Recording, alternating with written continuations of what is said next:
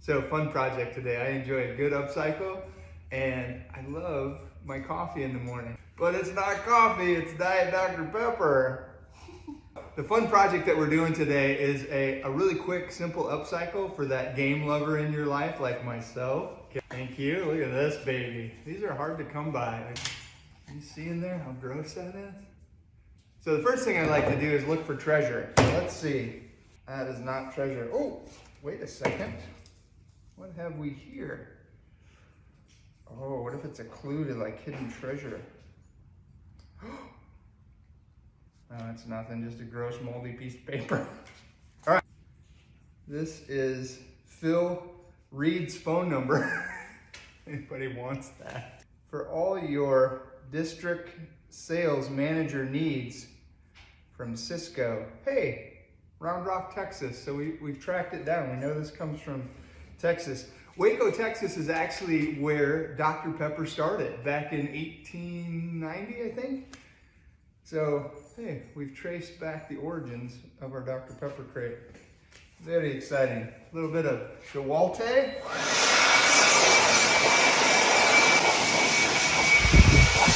Like a clean work. Oh, I had my coffee a little too close to the leaf blower.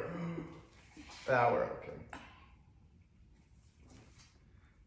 Ooh, we have some. Oh, golly, hold on. It's embarrassing. Turn 20 and your eyes go, crap. All right. Emilio Castillo. I wonder if that was somebody's kid. This is beautiful. Everything's intact. Look at the crossbars. Oh, we're missing one, but we got the bottom, so great find. These things go from 50 bucks is probably the cheapest I've seen, on up from there. Little dovetail joinery, which is exciting. Everything looks pretty good. So we're gonna bring in the Dr. Pepper bottles. Found these vintage Dr. Pepper bottles. Anybody know what the 10, 2, and 4 means? I do. So this dates back to, and it's full, which is crazy.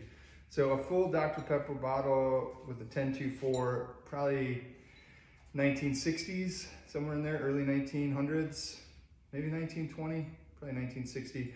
Anyway, it's full, very rare, hard to find. These are going for like 40 bucks a bottle on eBay, which is nuts. But my wife, I think, bought this whole thing for 50 bucks. So I'm pretty excited. She got 23 bottles, so we had to go on a treasure hunt to find the bottles. Ooh, Dr. Pepper, you found Oh, it's one. even taller. It is tall. What we're gonna do today with this beautiful vintage Dr. Pepper crate and these full 10-2-4 bottles. Okay, the 10-2-4, I gotta tell you. 10 o'clock in the morning, 2 o'clock in the afternoon, and 4 in the afternoon is apparently what they discovered in the 1900s when your body crashes and needs sugar. So their slogan was, a bit to eat at 10, 2, and 4. Pretty sure. To ask Google that. But one thing you can do with your wooden crate is to clear coat it. Take some spray polyurethane, you get it at Home Depot, probably do 3 coats. I really like the vintage look, so I am not gonna do that. I want it to get more beat up. I wish I knew the date. I wish Emilio Castillo would have wrote a date on here. I can only guess, but with the round head nails, there's just no date. Oh, that's fun. They got the 10-2-4 here, so it's got to be 1960s at least. All right, here we go. Let's put some bottles in. Put your money beats in the front. Look at that one. That is like perfect. Sorry, this one won't be a back row. The missing bottle, the mystery bottle, is going to go right in the middle for our game. We were in search of the one bottle missing. I didn't care if it was full for this because everything's full around it, but I wanted something a little bit higher. So I thought, gosh, do they make a vintage Dr. Pepper bottle that's a little bit bigger? And they do. Back in 1970, they made a 10-2-4 1 pint. Boom. And look, it's just above. Can you see it? Not here, I can do this. Holy crap! Okay, you ready to see what the game is?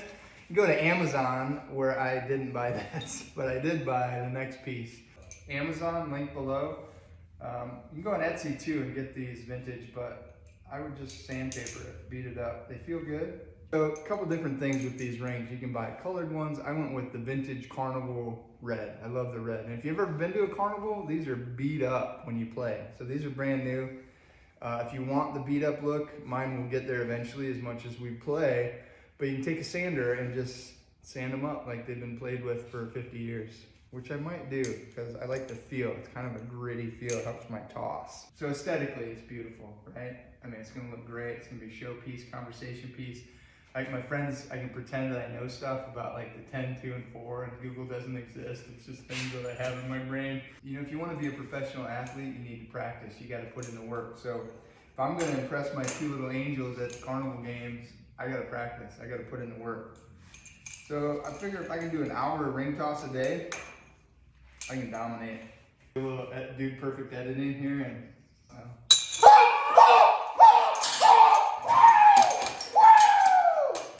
there you have it. Fun, vintage, upcycle project for that game lover in your life. So just pick a crate that they love. You know, if they love RC Cola, find a vintage RC Cola crate. You can find some that are so wore off, you could have custom laser engrave their name, or have a wood artist take a scroll saw and make a 3D version. Who do you know that has a 3D printer? They could do a 3D name. Yeah, personalize it, make it fun. I wouldn't have touched this crate because it's so awesome, but there are some out there I'd be okay if you painted. So enjoy, have fun, come back next time because we're gonna do another one of these, and can you believe I did it? I kind of want to do it again, but I don't want to take this shot over and over. Oh! All right, that is the excitement. I'll be honest. Wait, the next one. Like, I'm so confident there's gonna be a next one. Hey, I'd love to see what you create. So send me your vintage finds. I want to see pics.